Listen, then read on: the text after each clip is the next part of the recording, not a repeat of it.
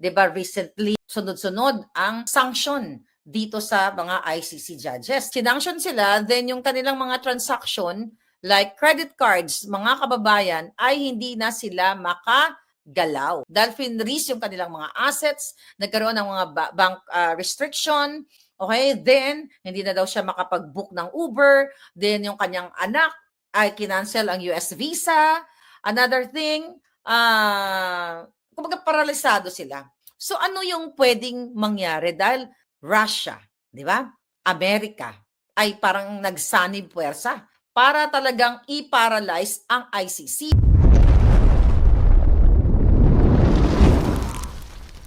So mayroon talagang pressure from the US government, itong mga bangko kahit na sila ay based sa Europa. Katulad ng sweldo, 'di ba? Yung ibabayad dito sa yung mga sweldo, yung mga insurance ng ICC, lahat ng mga expenses nila, mga kababayan. So lahat kasi ng sweldo, yung mga ibabayad doon sa mga biktima daw, 'di ba? Yung mga sahod ng mga prosecutors, staff, lahat yan ay dumadaan sa wire transfers. Mostly, na dumadaan dito sa SWIFT network. Lahat ng padala, okay, lahat ng ipapadala mo, kunyari GCash, like ako sa Sendwave, no? Mag-download ako ng Sendwave. Magsisend ako sa Pilipinas, kunyari, ng $100, okay? $100.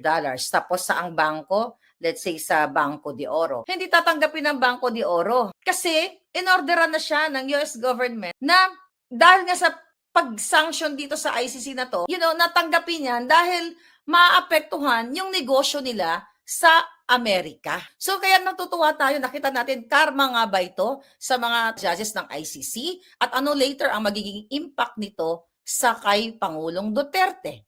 Pero dahil nga wala na silang pabayad sa insurance, pabayad sa tubig, pabayad sa kuryente, pampasweldo sa kanilang mga janitor, 'di ba? Lahat wala na, mabaho na yung ICC.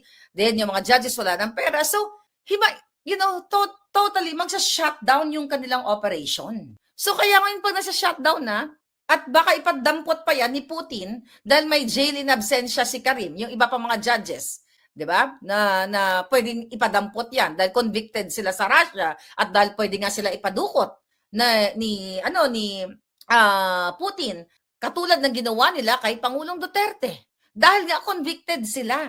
Pwede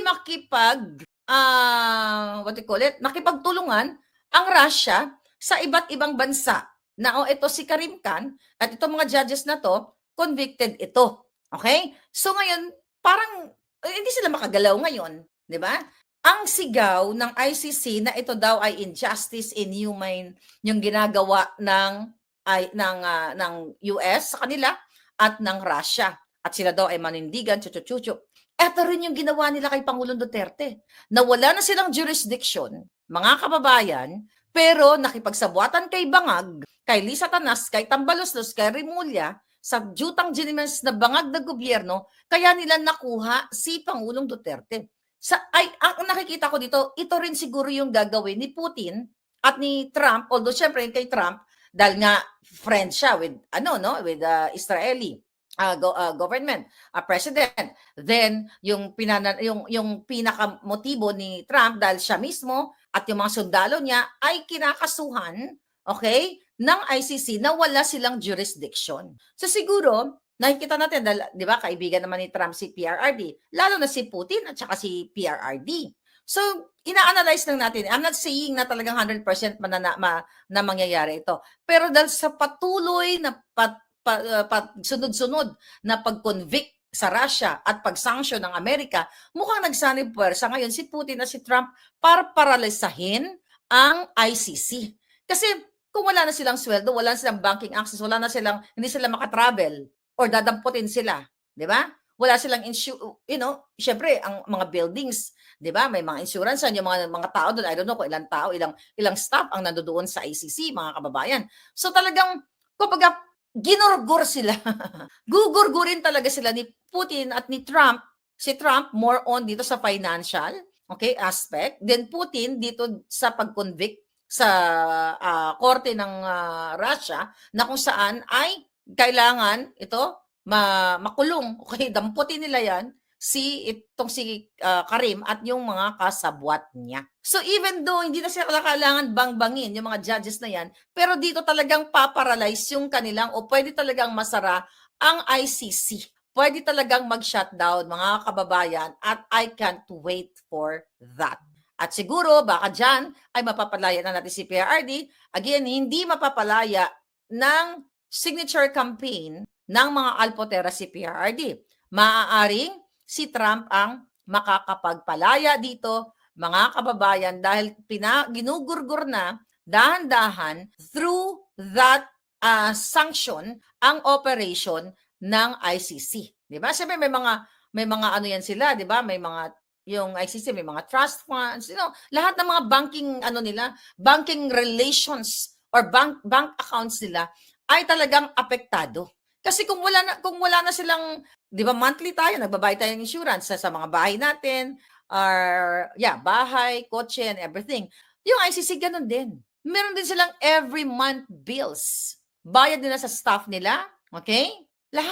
Lahat ng mga insurance, what else? Building, even cyber, like ako may mga insurance tayo mga binabayaran. So kung wala ka ng pambayad dahil dumadaan lahat electronic, wala ng sweldo, lahat itong mga ito, apektado din ang mga family ng mga julul ng mga ICC judges, mga kababayan, even yung pinakamataas dyan, mga senior prosecutors, kung sino man sila, lahat na, sabi ko nga, kahit janitor, maaaring magsasara na yan. So, ang ginawa nilang pag-kidnap kay PRRD ay pwedeng gawin ng Russian government na dukutin yung mga judges na yan, kung saan man silang bansa, dahil nga may notice na yan na itong si Karim Khan at yung kasama niyang 8 ay pag gumala-gala to at nakita niyo pangamalan nito, makikipag-ugnayan na yan, dalhin sila dun sa Russia at ikulong. So ngayon, sumisigaw ang ICC judges na harassment, ito ay panggigipit, ganyan-ganyan, nananawagan pa sila sa buong buong mundo na makiisa sa kanila.